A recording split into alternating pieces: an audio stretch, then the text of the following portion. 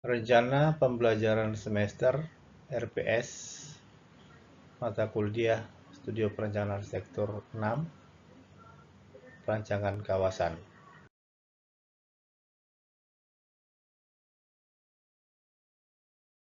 Studio Perancangan Arsitektur 6 atau Perancangan Kawasan ini adalah mata kuliah dengan sistem studio tim teaching.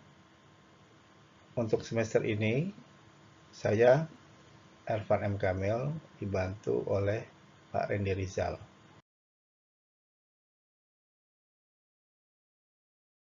Adapun penjelasan RPS hari ini adalah saya akan menjelaskan mengenai tim penyusun, daftar isi, kemudian capaian pembelajaran, peta capaian pembelajaran mata kuliah, dan rencana pembelajaran semester.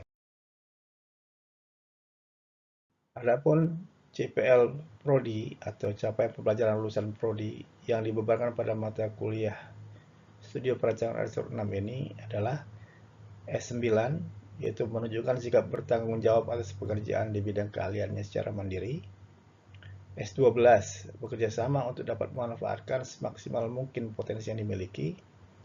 KU3, mampu memecahkan masalah pekerjaan dengan sifat dan konteks yang sesuai dengan bidang keahlian terapannya, didasarkan pada pemikiran logis, inovatif, dan bertanggung jawab atas hasilnya secara mandiri.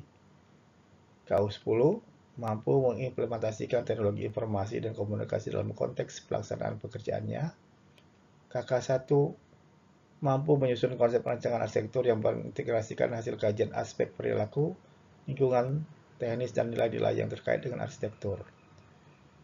Kemudian P2, menguasai prinsip sains bangunan, lanskap, perencanaan dan perancangan kota, permukiman, arsitektur Nusantara, ekologi, dan pemaknaan dalam arsitektur. P3, menguasai teknik presentasi, rancangan konseptual arsitektur.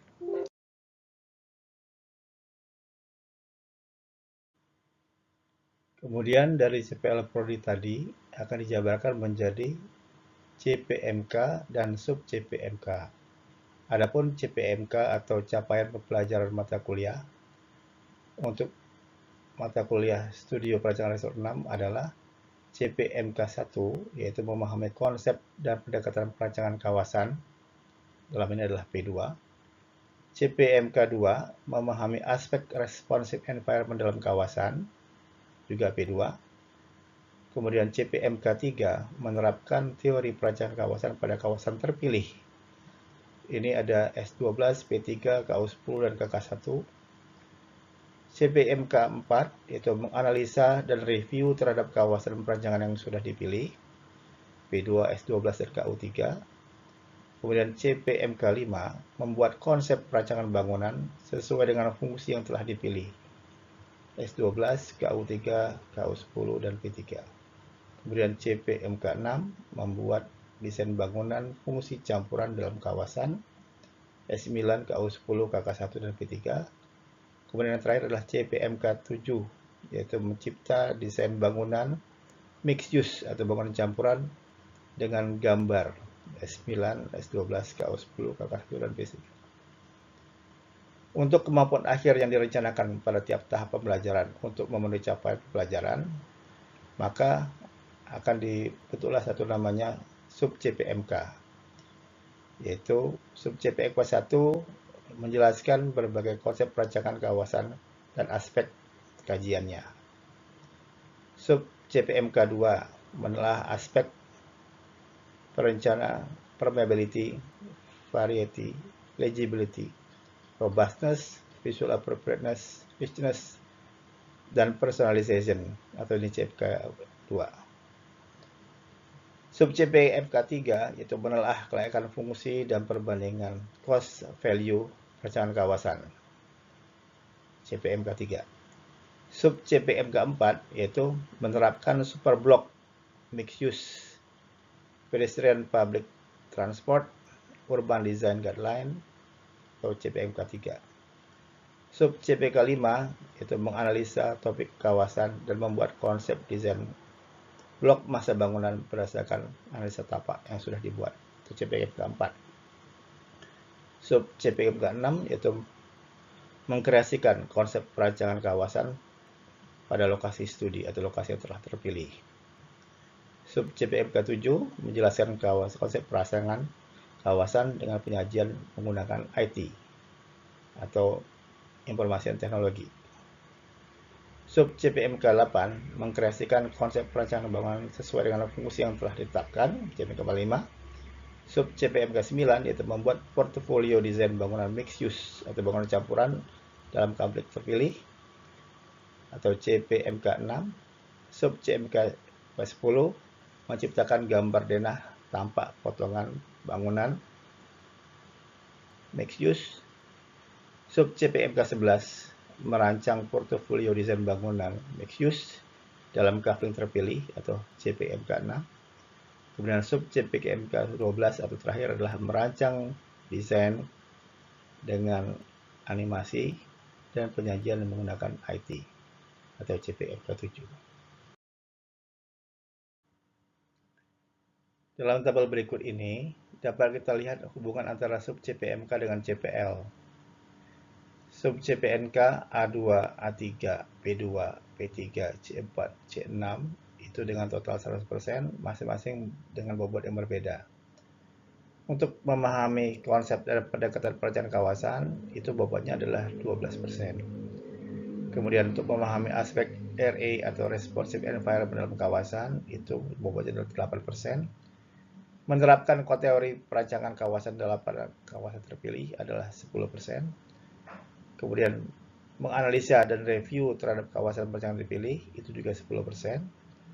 Membuat konsep perancangan bangunan sesuai dengan fungsi yang dipilih, juga 10%. Membuat desain bangunan fungsi campuran dalam kawasan, 20%.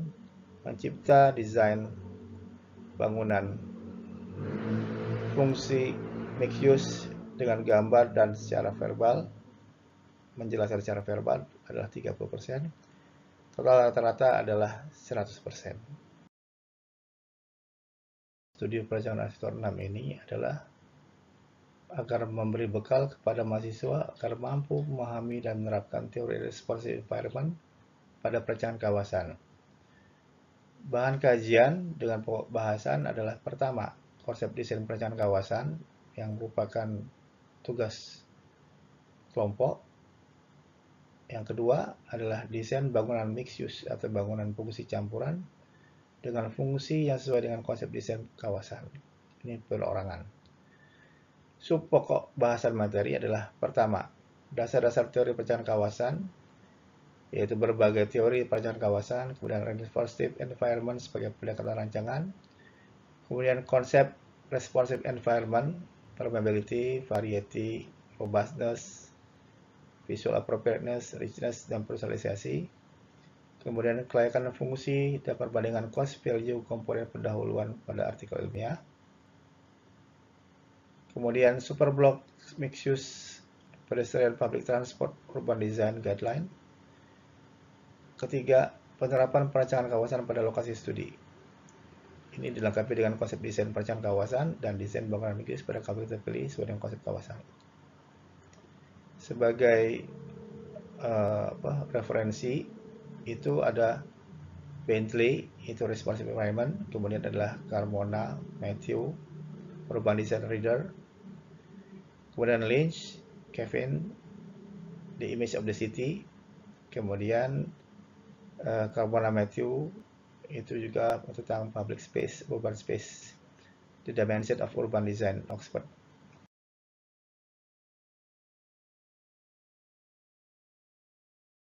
Untuk pustaka pendukung itu kita menggunakan Castello, Rethinking the Meaning of Place, Conceiving Place in the Architecture Urbanism.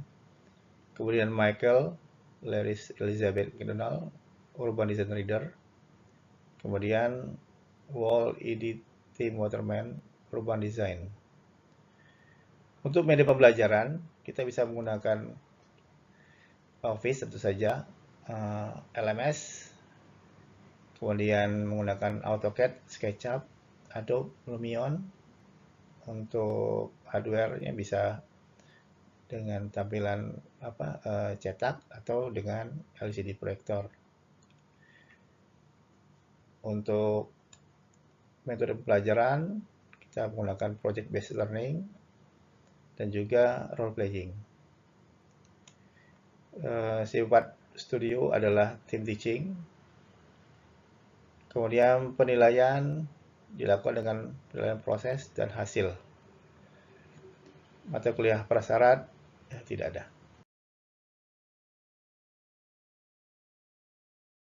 Adapun capaian pembelajaran mata kuliah atau CPMK ini, yaitu mahasiswa dapat menganalisis C4 dan mengkreasikan C6, prinsip sains bangunan, lanskap perencanaan dan perancangan kota, serta menggunakan teknologi informasi P2 untuk memecahkan masalah P3 yang kontekstual dengan menunjukkan sikap bertanggung jawab, mandiri, serta mengintegrasikan nilai norma dan etika akademik.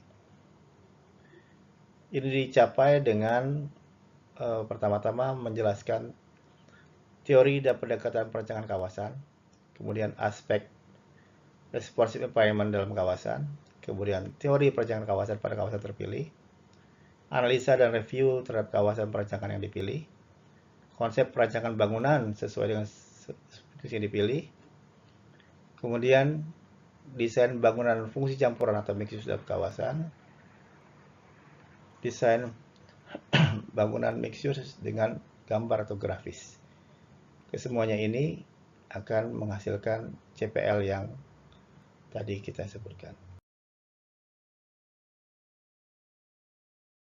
Berikut adalah pembagian RPS ke jadwal minggu perkuliahan, yaitu sebanyak 16 kali pertemuan. Ini nanti akan dibagi menjadi sub CPMK atau kemampuan akhir pada tiap tahapan belajar, kemudian penilaian dengan indikator dan kriteria dan teknik, kemudian bentuk pembelajaran, metode pembelajaran, dan penugasan mahasiswa, kemudian materi pembelajaran atau pustaka yang akan diberikan kepada mahasiswa. Pada minggu pertama itu ada kontrak kuliah menjelaskan RPS. Minggu kedua itu menguraikan prinsip dasar dan perencanaan kawasan atau sub CPMK 1. Itu indikatornya adalah ketepatan menguraikan ragam teori perancangan kawasan dan ketepatan menguraikan berbagai alternatif teori yang ada. Ini kemudian akan dilakukan dengan teknik tanya jawab. Untuk luring itu digunakan dengan metode diskusi tanya jawab. Kemudian kalau metode daring itu akan diberikan video yang diberikan secara asinkronus. Untuk materi pelajaran atau pustaka itu adalah berbagai macam teori perancangan kawasan, TOD, urban renewal, urban catalyst, green belt city, sustainable, urban, pendekatan perancangan yang diterapkan pada studi PA6, responsive environment. Materi lengkap responsive environment juga diberikan link YouTube untuk dapat dipelajari secara mandiri.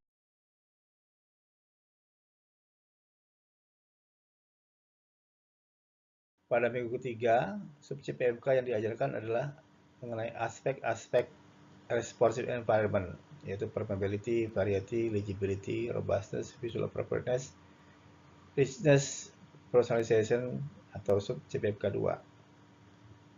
Itu indikatornya adalah ketepatan pemahaman aspek serta kelengkapan referensi yang digunakan.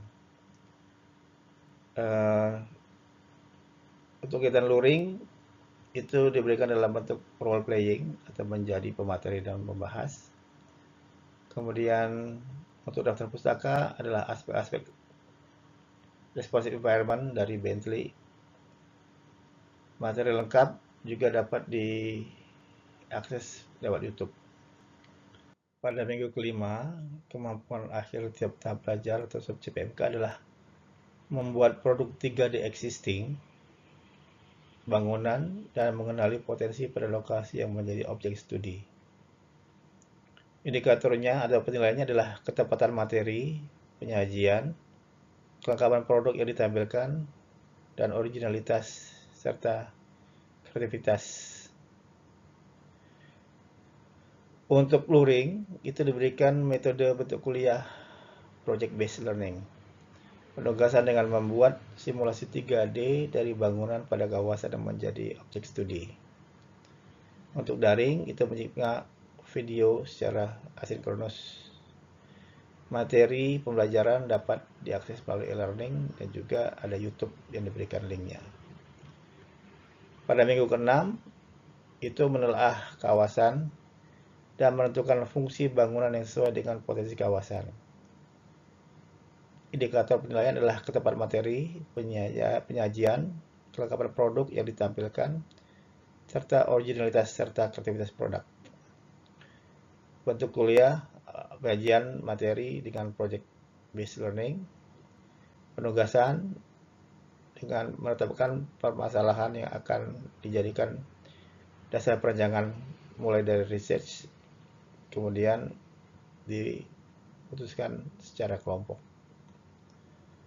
Materi e-learning adalah konsep kawasan yang menunjukkan alasan pemilihan fungsi yang ada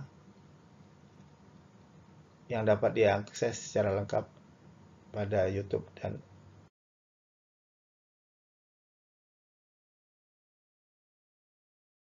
sub CPMK adalah merancang konsep kawasan dengan aspek responsive environment, yaitu legibility. Penilaiannya indikator dengan ketepatan materi penyajian, kelengkapan pendukung yang ditampilkan, serta originalitas dan kreativitas produk. Kemudian kriteria rubrik penilaian dengan teknik non-test. Metode pembelajaran untuk luring atau offline diberikan secara project based learning, sedangkan untuk daring itu menyimak video secara asinkronus.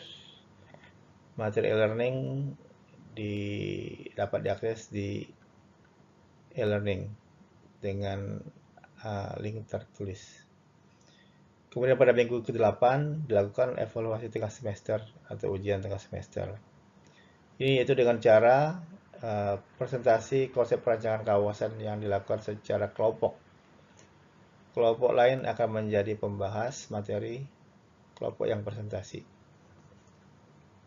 Pada minggu ke-9 itu merancang kawasan konsep terpilih, tapi sudah dengan bangunan yang akan dibuat yang sudah ditentukan konsep kawasannya pada saat perancangan kelompok.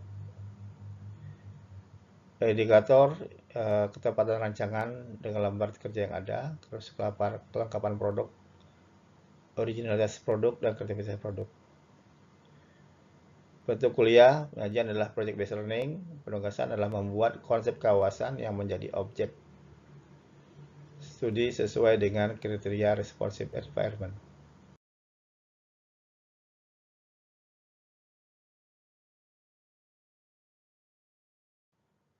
Pada pertemuan ke-10, sub CPMK adalah merancang konsep kawasan pada kawasan terpilih dengan aspek richness personalisasi pada desain bangunan yang ada. Bentuk kuliah luring project based learning, kemudian untuk daring menyimak video, terus untuk materi pembelajaran pustaka juga dapat diakses lewat materi e-learning. Pertemuan ke-11 merancang dan mempresentasikan draft portofolio konsep kawasan dengan format tugas yang sudah ditetapkan. Ini juga ketepatan rancangan dengan lembar kerja yang ada serta kelengkapan produk itu menjadi salah satu indikator penilaian. Untuk tekniknya adalah penilaian produk, jadi apa yang sudah dibuat kemudian akan dinilai. Untuk materi e-learning itu dapat diakses secara daring, sedangkan untuk yang luring itu adalah bentuk project based learning.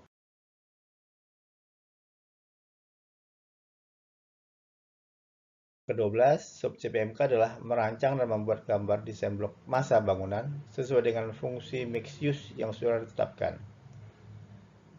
Jadi fungsi mixed use-nya ada kantor, ada hunian, kemudian ada komersilnya. Jadi bobotnya mana yang lebih banyak? Ada yang lebih banyak kantor, ada yang lebih banyak hunian, ada yang lebih banyak hunian dan komersil. Tapi itu akan menjadi penilaian indikator untuk masing-masing pihak dalam satu kawasan. Tetap berbeda desain perancangannya karena bobot dari masing-masing fungsinya juga berbeda. Kemudian pada minggu ke-13 itu merancang dan membuat gambar bangunan berupa denah tampak, potongan, dan detail kelengkapannya. Penilaiannya adalah pada gambar-gambar dan kesesuaian dengan standar yang berlaku.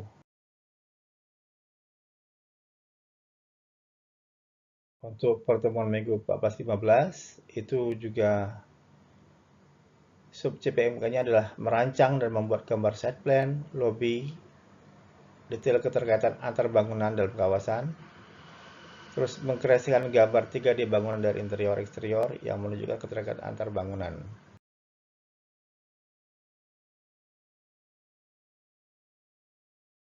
Minggu ke-16 itu akan dilakukan evaluasi akhir semester atau ujian akhir semester berupa presentasi portofolio keseluruhan desain kawasan dan detail bangunan mixed use dengan fungsi yang sesuai dengan konsep kawasan. Penilaiannya berupa project based learning, terus akan menguji hasil, terus secara bergantian setiap orang mempresentasikan produk perancangan kawasan yang telah dibuat. Peserta lain akan berkomentar, memberikan masukan atau pertanyaan terkait dengan presentasi perorangan berdasarkan kelompok penyaji. Terus kemudian akan dilakukan evaluasi pengalaman. Setiap mahasiswa merefleksikan kegiatan yang telah dilakukan.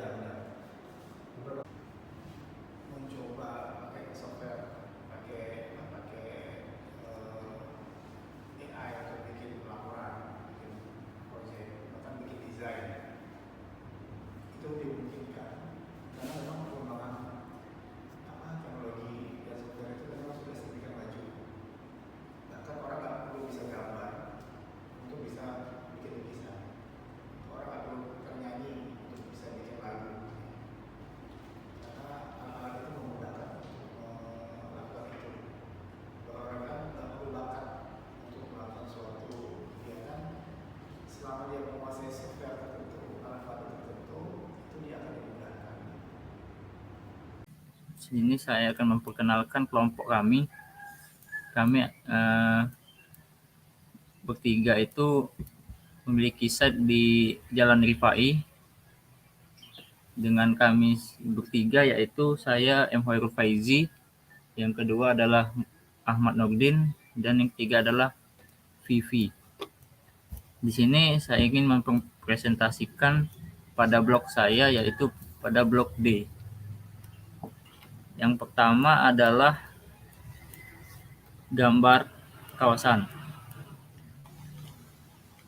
Maaf Pak, ada sedikit kendala. Ya, nggak apa-apa. Silakan.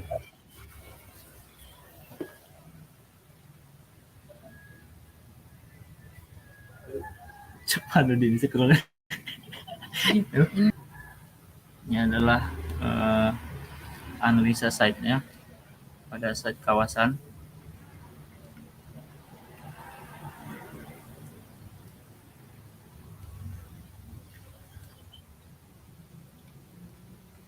Share screen ya. Iya, Pak. Nih, ini kan ada saya kasih tahu nih, jarak pintu masuk itu terlalu dekat dengan perempatan jalan, persimpangan jalan. Ini ada catatannya kan. Nah, Iya, Pak. jalur in out ke dalam kafling kawasan terlalu dekat dengan persimpangan. Juga terlalu banyak pintu masuknya tuh ada 4 tuh. Semuanya tuh apa istilahnya? 2 jalur, Pak. Ya ada yang masuknya tuh in out 2 jalur. Terus ada yang masuknya tuh cuma keluar aja atau masuk aja sebenarnya. Nah, Iya. ini sebenarnya berkaitan dengan bagaimana sih sebenarnya konsep kawasan yang mengatur tentang pintu masuk ke bangunan dari dalam site. Apakah dia masuk dari jalan utama yang sama dan keluar dari jalan samping atau tidak? Nah, kalau dari sini kan nggak ada batasan ini.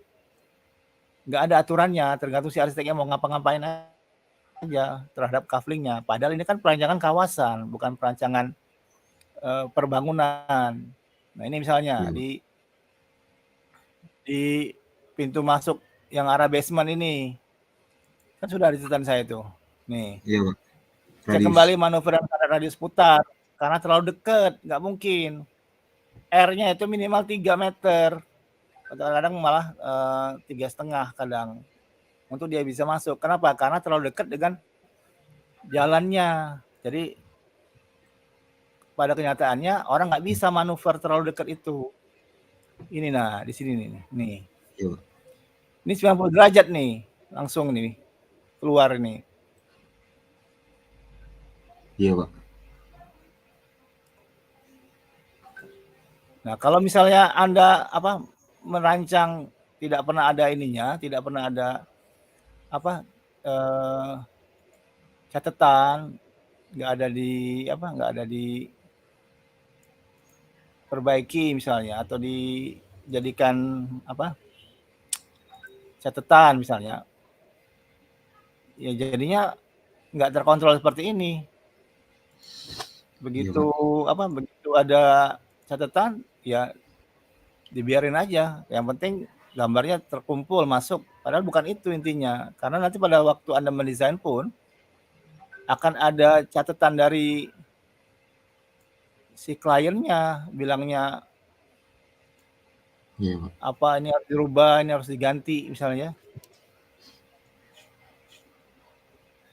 Dan itu yang memang memang akan terjadi biasanya. Kita nggak pernah tuh biasanya merancang langsung jadi, langsung terima, langsung oke, langsung dibangun, nggak ada itu. Biasanya ada 2-3 kali proses untuk memperbaiki desain. Iya, Pak. Nah, di kita itu proses itu menjadi penting karena disitulah terjadi pembelajaran, terjadi dialog. Bagaimana desain itu harus dirubah karena beberapa alasan, beberapa pertimbangan misalnya. Jadi kalau kita hanya bikin apa yang kita mau terus orang tinggal terima, ya nggak sulit jadi arsitek. Masalahnya kadang-kadang kita maunya apa, orang maunya beda. Tapi itu harus kompromi gimana caranya supaya maunya dia dengan maunya arsitek itu bisa ketemu. Bagian-bagian sini yaitu terdapat pusat penjualan jasa dan lain-lain gitu, Pak. Jadi di sini terdapat banyak ruko di mana bisa kalian lihat sebagai keadaan existing. Dan untuk melihat hasil akhirnya ini gambar kerja, inilah hasil akhir dari Dempo Superblock eksklusif.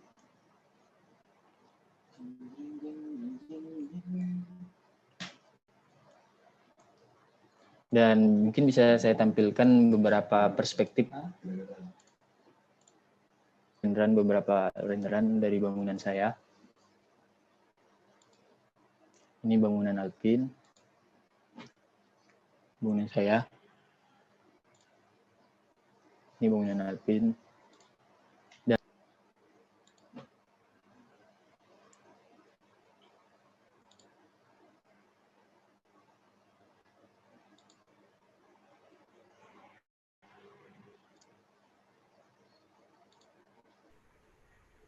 Ada lagi pertanyaan? Oke. Kalau nggak ada, terima kasih atas kehadirannya. Mudah-mudahan semuanya sehat aja. Sampai ketemu nanti di episode berikutnya ya. Assalamualaikum warahmatullahi wabarakatuh. Waalaikumsalam warahmatullahi Terima kasih, Pak. Terima kasih, Pak.